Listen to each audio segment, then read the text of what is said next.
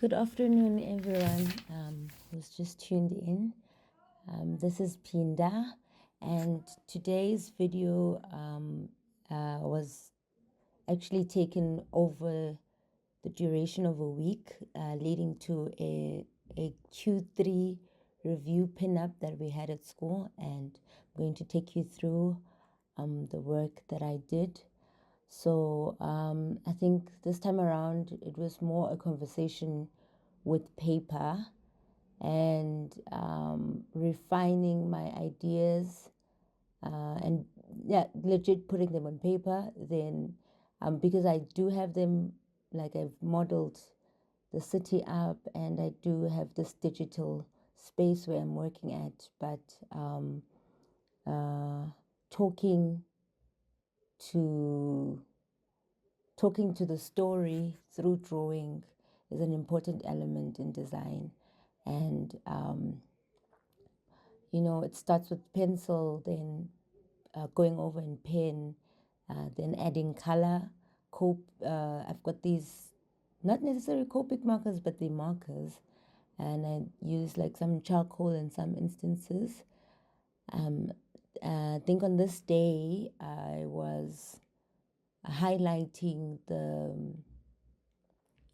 the apartment drawings for my story. So I put them in this like document. I put it all together because I draw on lots of different pieces of paper, and so I put them all together, clipped them together with pegs, even paper clips, and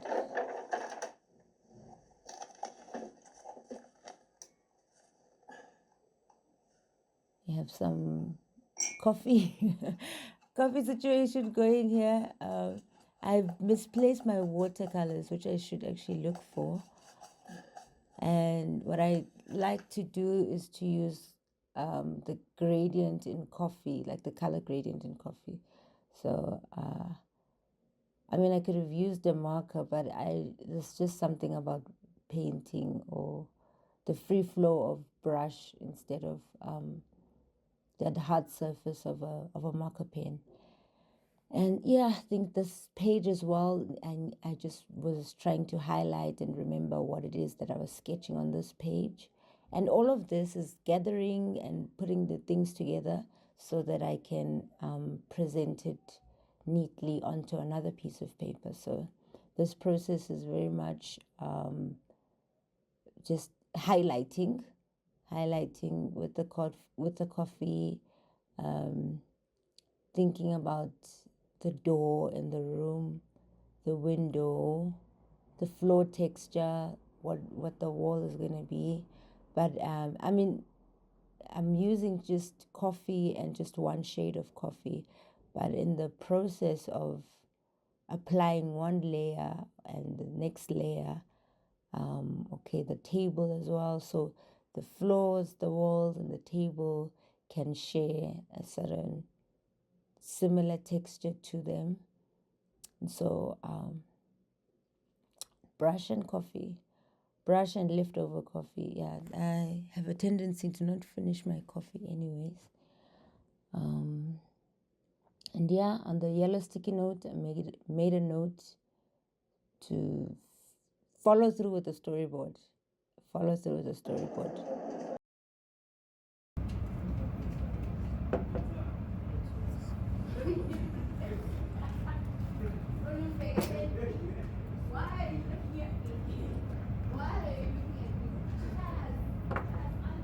This was taken the next day, the next evening from the previous clip. And on this day, I decided to go and work in studio instead of from home, because my table is not so big enough, but also space in studio, the lighting in studio is like even much stronger. So I went with my roll of paper and the sketches that I'd been compiling and putting together. I then wanted to translate onto my roll of paper, because they all essentially we want to have them all in one space.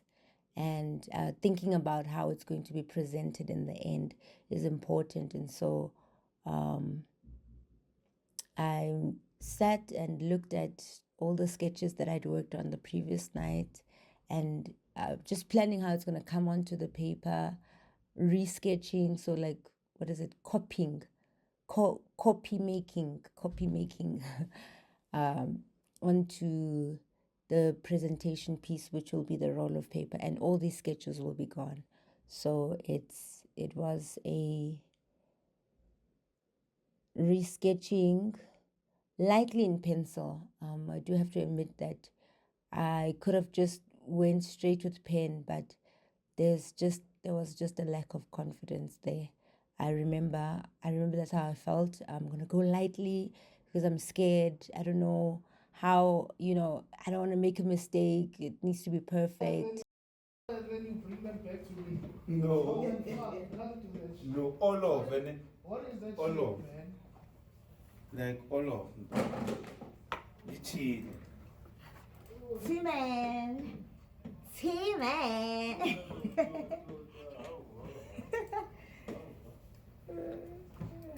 It's okay.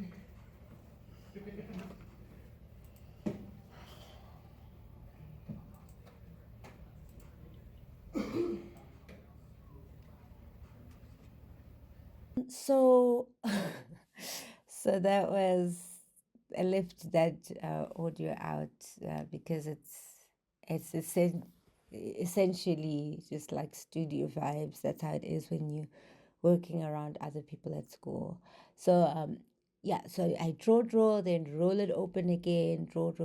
Once I have no space left, I roll it open again, and I used a peg here to clip it.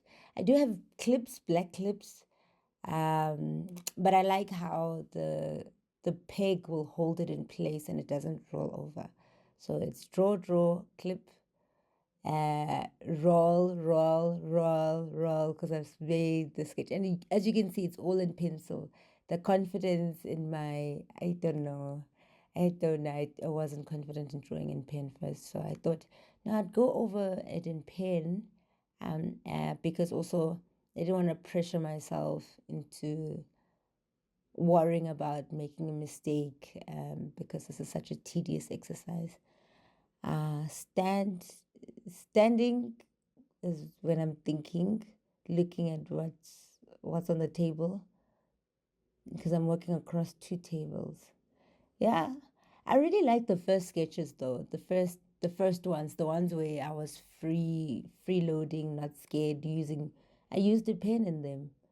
And then I have a white glove on, and that's because you're trying to keep the paper clean and neat, and follow through, because yeah, on the roll of paper we're trying to be clean, we're trying to be organized. But so the exercise of drawing is an act of communicating and expressing. And I've thought on the first pages, and the page that I'm looking at right now, I was thinking about lamps, what's going to go on the table that I'm creating this scene on. There's going to be a jewelry box case. There's going to be this. How does it look on the inside? Does it look on the outside? How am I going to display this? What are the elements that are going to be in this room? Because this part is production design. In making a film, you make a set, you create a set that the story takes place in. And this portion of my project was about creating the pieces that are going to go on the set. Draw plan, put the things into the plan, then the room, essentially the architecture being the structure. And architecture does also like trickle into the production design as well. And so it's a bunch of sketches like in perspective as well. I so wish I used a pen. I so wish, because these are so nice. And yeah, I didn't, but I think I can see just a little. But this was the best angle. You'll notice I used different angles. This was over one night, the Wednesday evening that I was working at school. And there's my classmates also next to me. But I did my best not to show their faces or, interrupt their privacy. Here it was the table, I think, the table in perspective. I think you can see on the paper that I'm holding, you can see the table, the chair, the items on the table. And yeah, just enlarging that. And the plan was to go over in Banff and add more scenes in Banff. So it's like layers and layers of the scene like developing. Yes. Then just putting a title into it. I do have to say, side note, my headphones are broken, so that's why my hair and my head looks like all busy and stuff. Anyways, when you're working, it's interesting the gear that you just get on. So I was listening to some music, sketching, drawing. This is essentially me talking in my own way, talking to this idea, expanding on it. And I think in this moment, there's some level of confidence in terms of like, yeah, I agree with this. Okay, I fucks with this. I like where this is going. I put the frame. I'm gonna have a frame. This is how the scene's gonna go. Yes. I don't know if you guys remember from the previous video that one that I showed, like the room and the coffee. Oh, that's my favorite one actually. That is my favorite little drawing that I've made. I wish I'd made it bigger. I did make another bigger one, but I wish like it had the same like paint quality, like coffee paint quality as that small fraction. So again, roll it open. And then on this was now Thursday morning, 8 o'clock. I had my crit session with my unitly tutors, and we spoke about the proposition that I need to move on to the proposition. What is the design, like what is taking place, what is the architecture going to serve, and that's me also pointing to the map, and this is what I'm thinking. And then they gave such really good strong feedback on this day, on Thursday morning, but I was so tired afterwards. I went and slept, so that's what we have. um hi. Hi, it's midnight session, into the week of the pinup, and I have good news. What's the good news? What is the thing is, I keep trying to remind myself, don't show too much of this room. It's very ugly, okay? It's very messy. This is the good news that Blender, oh, I can just rotate the phone camera. I really could just. This is the good news. I'm gonna show you the good news. I'm gonna show you. Can I go in? I'm gonna show you. Let me pick one. Look at that. Okay, whatever. But look at that. And if I press shift, okay, I can't use both my hands holding the phone. But I could like essentially, if I click that one and then I press R, look, what do we have? Hi, I want to say something. Hi, Mimim, I have a question. Hey. And then when you clap hands,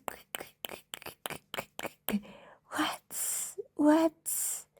Guys, this is my first, like, I can't use both my hands to show you the finesse.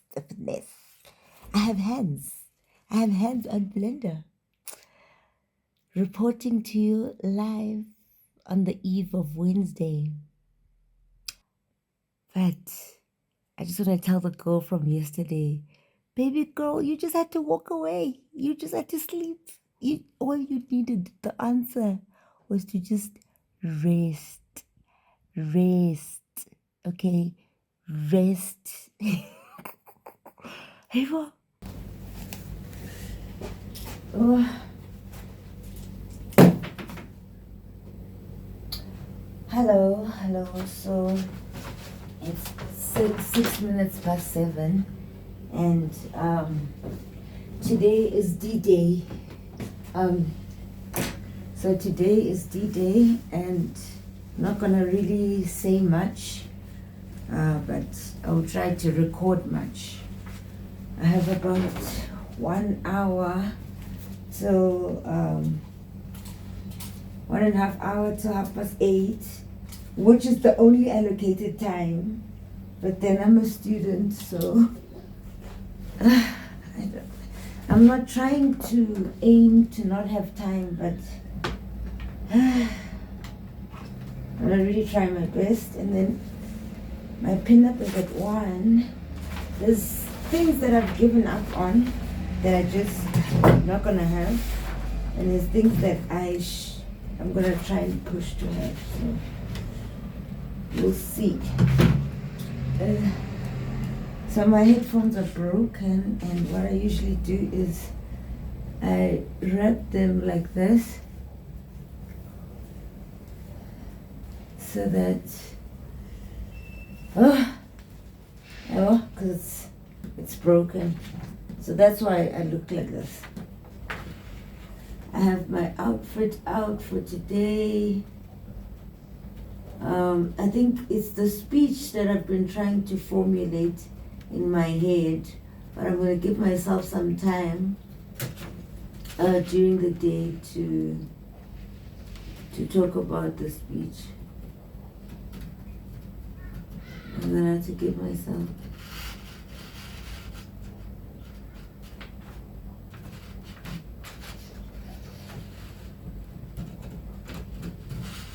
Let's allocate some time for that.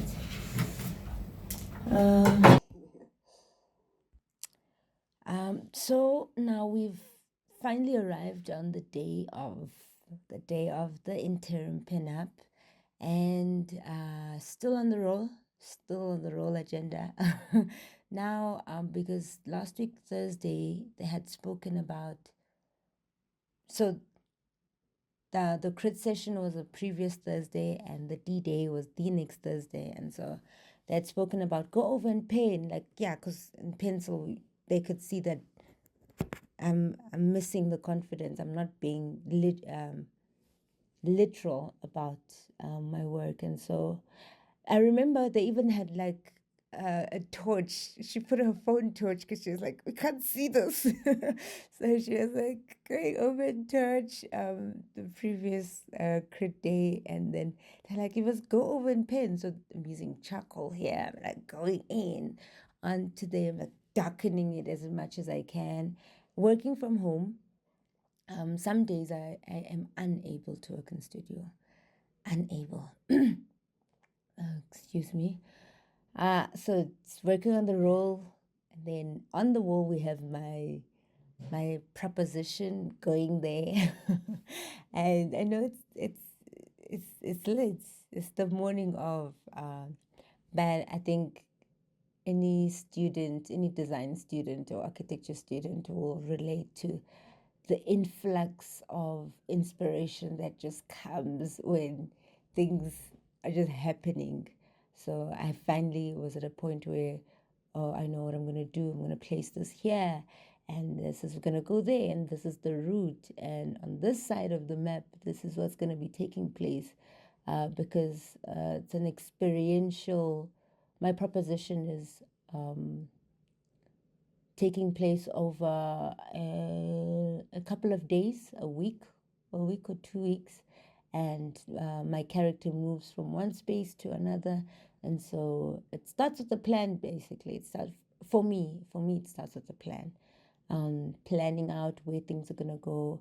On the behind the tracing paper is the physical map of Sea Point, which is the location, and then the bump is me highlighting and saying what the architecture's where the architecture is going to be, what it's going to do, and I want this in this block, I want that there, in this street. I show showing a little bit of context as well, adding some blocks, talking to the drawing, talking to the drawing, pointing, and looking at the paper, looking at that orange piece of paper I just picked up is the ugly sketch. So there's a conversation, there's thinking, there's a method, and then this is then the translation on the bump, and this also then will be translated onto a CAD drawing and then into a proper scaled site plan drawing.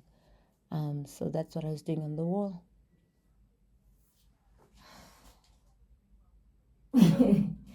Yeah, yeah. And that's oh look, it's so beautiful. I like it like this. I don't mind framing this. This is so beautiful. But it needs to be developed from this. But this is where things, yeah, it's late. It is late. I am leaving. I am leaving. And right now,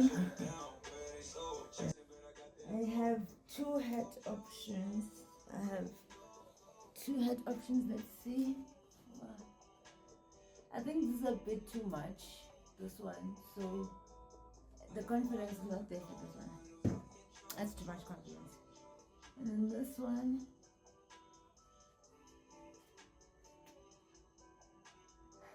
Okay.